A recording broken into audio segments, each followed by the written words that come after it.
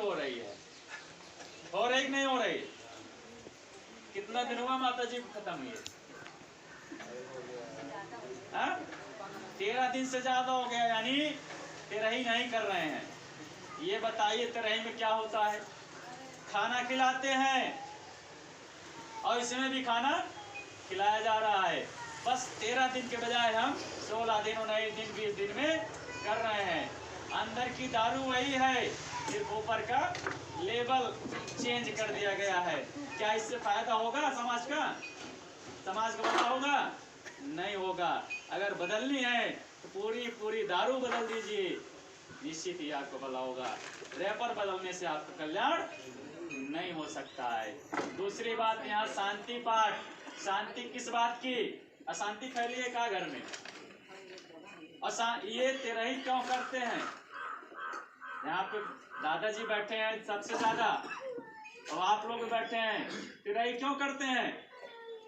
बताइए माता जी, आप लोग को ज्यादा जानकारी होगी। आत्मा की शांति पाठ हो रहा, आत्मा की शांति के लिए तिरही करते हैं। यहाँ पे जितने लोग बैठे हैं, मैं चैलेंज करता हूँ, आप लोगों से कोई आत्मा को देखा है? देखे हैं? कोई परमात्मा को देखा है? कोई भगवान को देखा है? या कोई भूत को देखा है, प्रेत को देखा है, चुड़ैल को देखा है? बताइए, कोई देखा है? सुनी सुनाई बात की बात नहीं कर रहे हैं, देखे हो तो बताइए। अगर जो देखा होगा चैलेंज करे, मैं उसको 50,000 दूंगा, लेकिन साबित करना पड़ेगा। इस दुनिया में ना तो कोई आत्मा होती है, ना कोई परमात्मा, ना कोई भगवान होता है। इस बात को आज के 2,500 साल पहले तथागत बुद्ध ने कह के गए हैं, और कहे नहीं, सीमित एकदम सिद्ध करके गए हैं।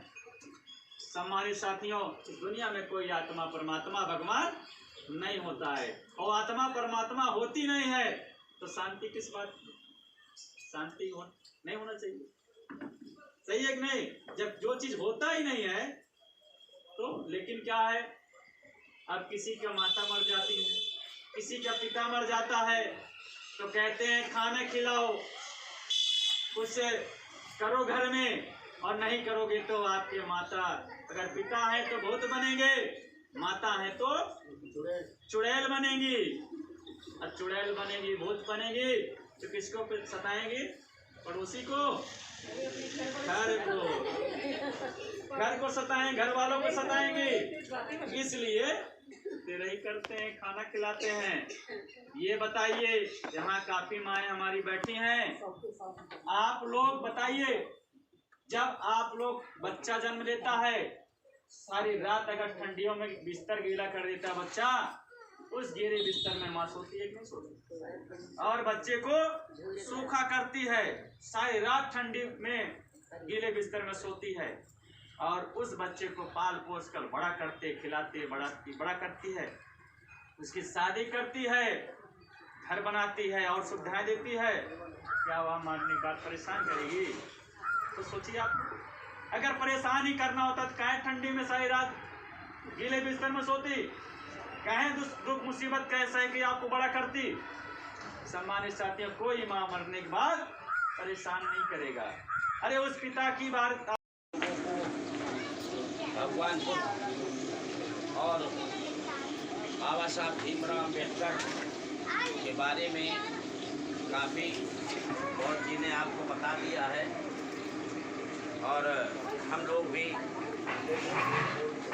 इनके द्वारा दिए गए उपदेशों को, जो महात्मा गौतम बुद्ध और बाबा साहब भीमराव अम्बेडकर के बारे में इन्होंने बताया है, अच्छा लगता है जब ऐसे ऐसे लोगों से संपर्क पड़ता है, तो हम लोग जो है वो सीखते हैं। मैं भी एक छोटे समाज से, एक छोटे से गांव से आया था। साइकिल चला करके 40-45 किलोमीटर दूर जा करके पढ़ने जाता था। अंडरवियर बनियान पहन कर स्कूल जाता था, पैजामा बुशर्ट पहन करके डिग्री कॉलेज जाता था। पैरों में हवाई चप्पल नहीं रहते थे, साइकिल पंचर हो जाती, पैसा नहीं रहता था। कष्ट सभी को झेलना पड़ेगा। अगर हम लोग इस दुख से छुटकारा पाएंगे पाने की कोशिश करेगी, तभी हम लोगों को इससे छुटकारा मिले। इन्हीं बातों के साथ मैं अपनी वाणी को विराम देता हूँ और बहुत ही इसी दूसरे से आप लोगों को मुखातिब कराएंगे। जय भीम, नमो बुद्धाय। बहुत बहुत साधुवाद माननीय रामनिवार गौतम जी का कि आप लोगों को बताने का काम किए। हमारे बीच में बौद्धाचार्य नाकापुर से हैं, अभी नाम बताए थे, नाम क्या नाम है? रमाकांत बौद्धाचार्य जी, आप आए और समाज को आगे बढ़ाने के लिए, समाज को कुछ नई ऊंचाइयों पर ले जाने के लिए अपने विचार रखने का काम करें। सदैव रमाकांत बौद्धाचार्य जी।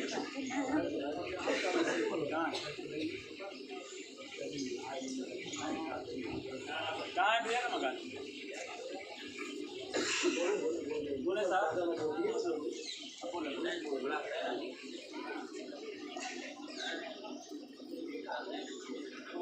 पूरी दुनिया में मानवता शांति का संदेश देने वाले तथागत गौतम बुद्ध बहुजन समाज में जन्मे सरल संतों महापुरुषों को नमन करते हुए बहुत बाबा साहब के चरणों में वंदन करते हुए आज इस लोकसभा में आए हुए उनको अपने सच्चे मन की गहराइयों से श्रद्धांजलि देते हुए आपसे जय भीम नमो बुद्धाय करते हैं। सम्मानित साथियों, ये बौद्ध धर्म आज नए हजारों साल पुराना तथागत बुद्ध ने मानवता की जो एक सोच है जिस पर हम आपको पूरी दुनिया को संदेश दिया, जिन लोगों ने बुद्ध को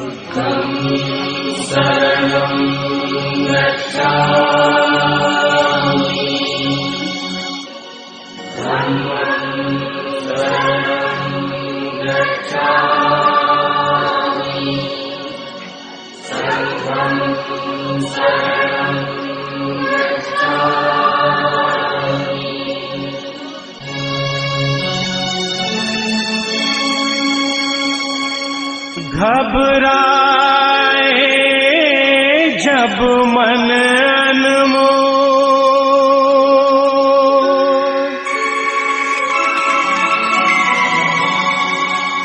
हृदय हो उठे कि हक अधिकार की लड़ाई में निमंत्रण नहीं भेजे जाते हैं। अभी साहब जी कह रहे थे कि मुझे कोई बुलाया नहीं, मुझे आवाज सुनाई दी, मैं चला आया।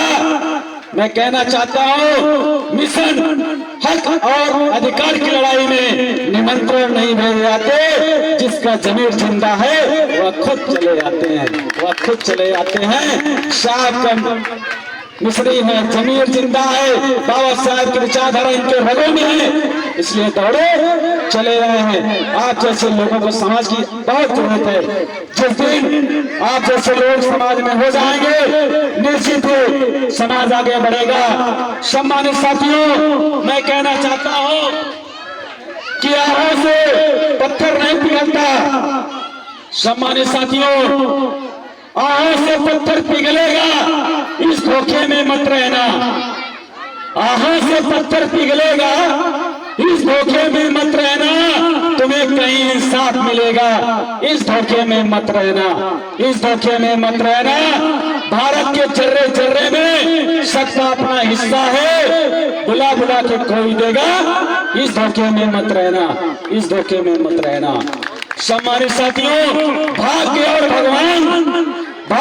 भगवान हमारे सिर्फ एक छलावा है, ईश्वर ही कल्याण करेगा।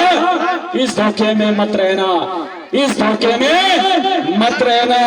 कहा किसी ने तेरे हाथ में धन दौलत की रेखा है, कहा किसी ने तेरे हाथ में धन दौलत की रेखा है, छप्पर फाड़ के धन बरसेगा। इस धोखे में मत रहना, इस धोखे में मत रहना।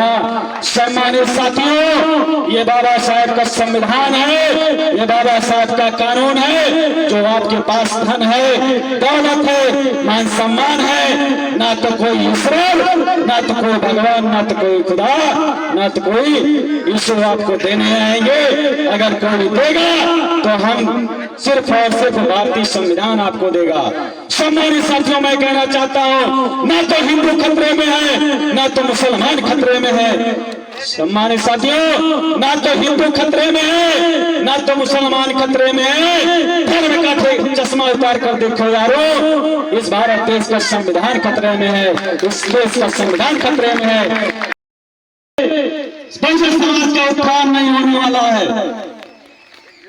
एक बार मानव काशीराम साहब से पत्रकार ने पूछा, मानव काशीराम, तुम्हारे साथ हमेशा अन्याय, तुम्हारे समाज के साथ अन्याय हो रहा है, जुल्म हो रहा है, अत्याचार हो रहा है, और आप वहां जाने का काम नहीं करते, आप रोड पर उतरने का काम नहीं करते, ऐसा क्यों करते हो?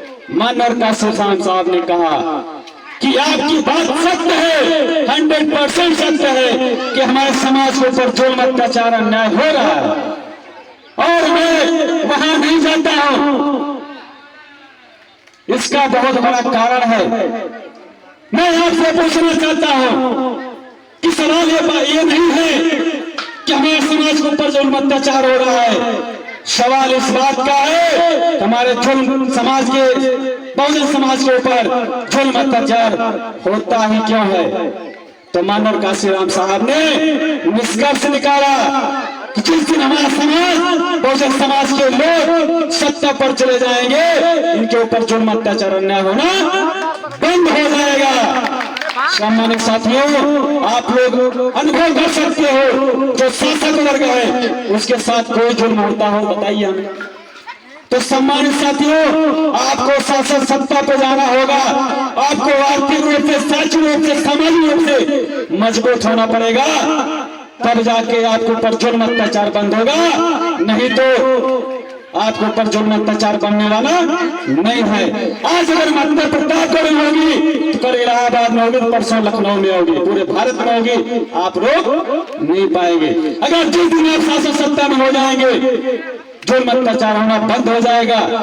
उदाहरण आप लोग देख सकते हो, आदरणीय बहन कुमारी मायावती जी की सरकार थी, गुंडे या तो प्रदेश छोड़ दिए थे या तो अपराध करना बंद कर दिए थे। तो सम्मानित साथियों, उसी तरीके से हमें शासन सत्ता की चाबी लेना होगा। अगर हम शासन सत्ता पे आ जाएंगे तो जुल्म, अत्याचार बंद हो जाएगा। सम्मानित साथियों, हम लोग कहते हैं बाबा साहब को नाम देते हैं, बाबा साहब दुहाई करते हैं। आप लोग से मैं बताना चाहता हूं कि जब बाबा साहब